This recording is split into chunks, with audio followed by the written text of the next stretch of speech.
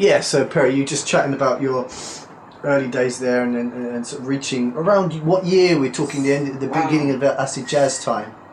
The acid jazz, I would say 86, 87, which was quite interesting years for me because thinking and meeting lots of people who went to the early clubs, who remembered the Crackers days and the 100 Club days, and they were now getting involved in production. They were working with bands, Femi Fem, doing Young Disciples. He used to go clubbing at these events, and we spoke then, and he remembered me from then. Meeting Snowboy, because I toured with Robin Jones, did a few dates with him, and he was being a percussionist there. Then working with James Taylor Quartet, and then getting invited to guest with lots of bands, supporting Jamiroquai when he went to France, when he wasn't really that known. It was just an amazing period. So tell us about that period. Obviously, you were there dancing in the clubs. Yeah. When did you start getting involved in the performance? In performance? Yeah, you sort of saying you danced with some of these bands. What happened there? Because obviously you're a club dancer going out.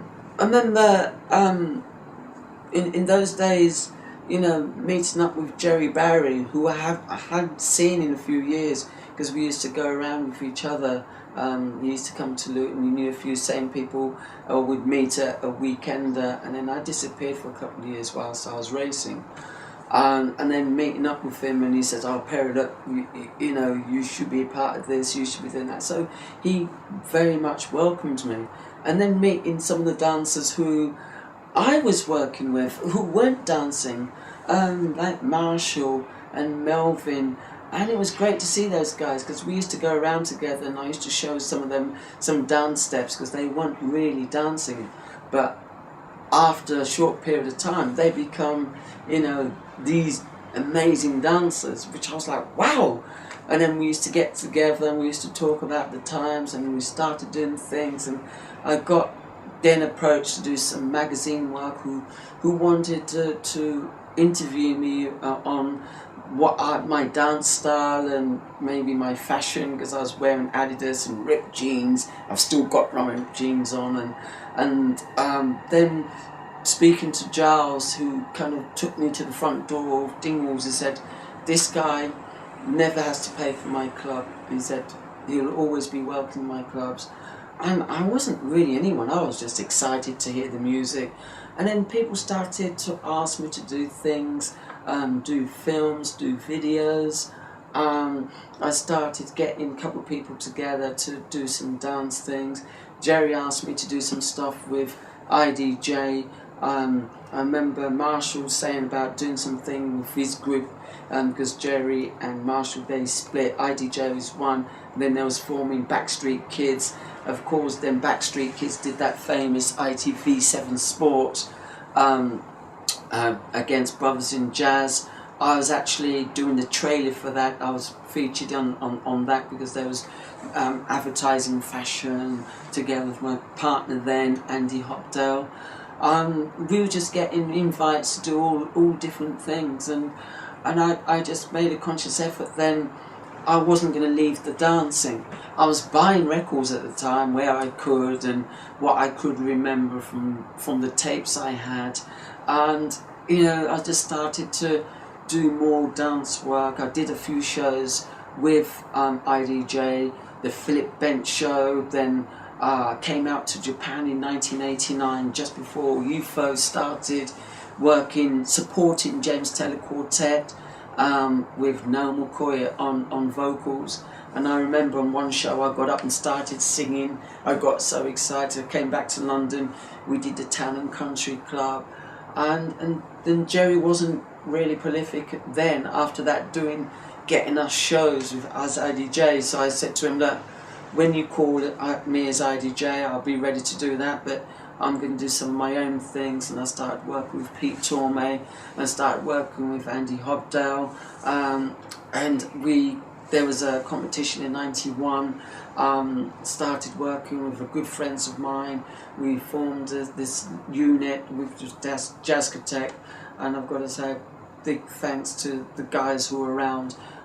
Bulldogs there was Eric, Floyd, there's a good collective of us, you know, and musicians as well, Bucky Leo, Winston Jarvis, Clifford Jarvis, sorry, on drums, and then we'd be working with Alec Duckworth, so there was a quality nucleus, and then I just said, right, well, our mission really is to really keep pushing this, developing this. And so I started getting booked doing shows, and in some shows that they would say, look, you know, we haven't got the music there to support, so I might bring some music and then play some music just to make sure we got the flavour in, and they'd be, oh, you've got jazz, you've got music, yeah.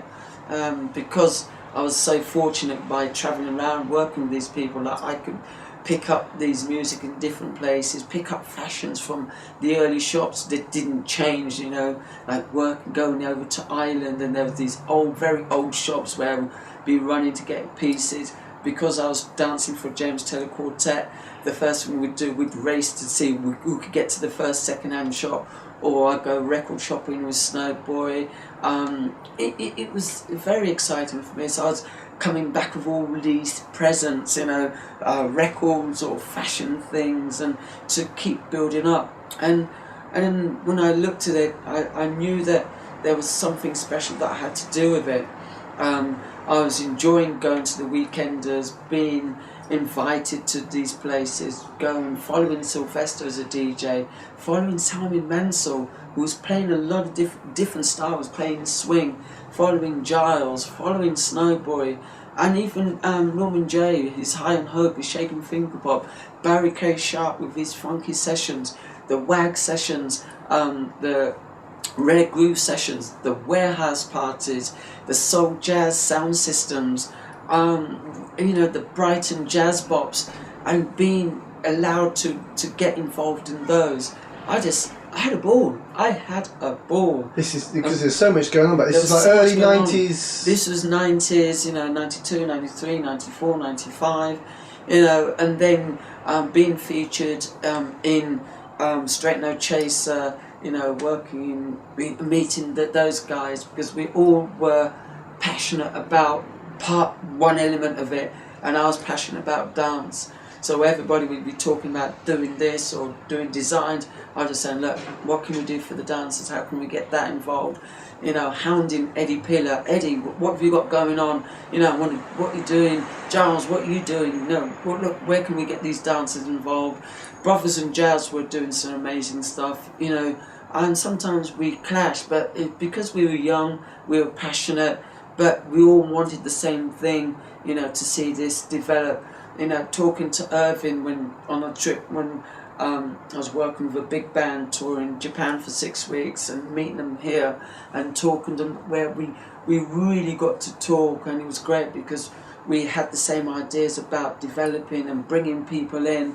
So I said, right, I've got to find ways of getting people involved, getting more people, young people, old people, I don't care, so long there was listening to the music, talking about the music, representing all different styles of fashion, whether they dance classic jazz, whether they dance really funky, or bringing something into it, or being casual. It was all part of that movement. Tell us about some of the bands that you danced with, Perry, just you know, just for the record, as it were. Yeah, wow. I've been so fortunate because I had a good association working with the Jazz Cafe. I danced, and I obviously danced. A lot of dancers knew me from dancing with James Taylor Quartet, where I had, you know, 3 or 4 happy years just touring with James, getting to know James, hanging out with James.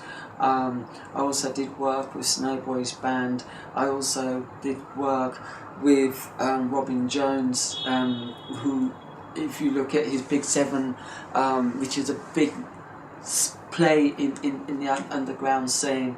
I worked with James Brown, I worked with Carlos Garnett, I've worked with The Last Poets, I've worked with just countless bands really, Incognito, Like the World, supporting them.